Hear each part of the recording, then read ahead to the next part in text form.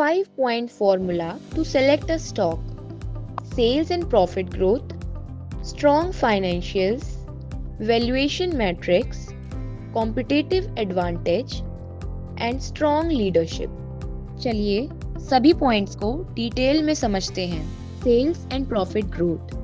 कोई भी कंपनी अपने इन्वेस्टर को पैसा बना के नहीं दे सकती जब तक उसकी सेल्स एंड प्रॉफिट ग्रोथ ना हो।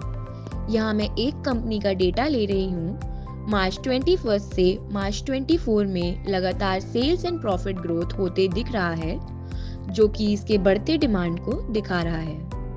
Strong financials. डेब्ट टू इक्विटी, ये आपको बताता है कि कंपनी ने अपने शेयर होल्डर इक्विटी के 1 रुपए पर कितने रुपए का डेब्ट ले रखा है।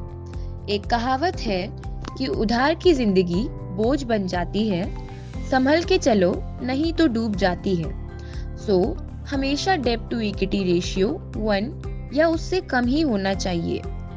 जैसे कि इस कंपनी का डेब्ट टू इक्विटी रेशियो ओनली 0.35 है, जो कि एक अच्छा सिग्नल है। Return on equity. अब रिटर्न तो जितना मिले उतना अच्छा है, लेकिन एक गुड रिटर्न टू इक्विटी 15% से 20% के बीच है तो बहुत अच्छा है। हायर आरओई इंडिकेट करता है कि कंपनी ज्यादा प्रॉफिट बना रही है अपने पीयर्स के कंपैरिजन में। Operating margin, very important term. जितना ज्यादा मार्जिन उतना मुनाफा और उतना ज्यादा इन्वेस्टर को मिलेगा रिटर्न। इसका कोई फिक्स नंबर नहीं है, बट ये मार्जिन या तो कंसिस्टेंट हो या बढ़ते हुए हो तो भी बहुत अच्छा है।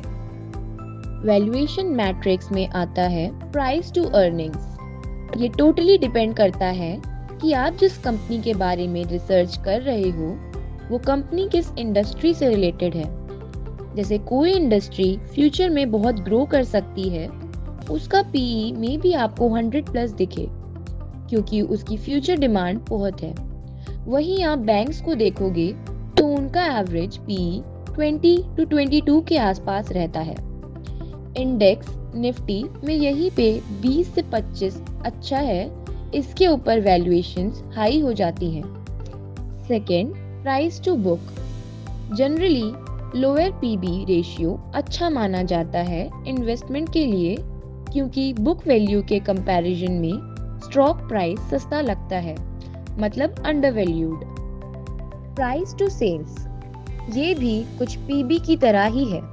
इसमें हम स्टॉक प्राइस को सेल्स से कंपेयर करके देखते हैं कि स्टॉक सेल्स के पर्सपेक्टिव से अंडरवैल्यूड है या ओवरवैल्यूड। सो लोअर पीएस रेशियो भी अंडरवैल्यूड का ही सिग्नल देता है।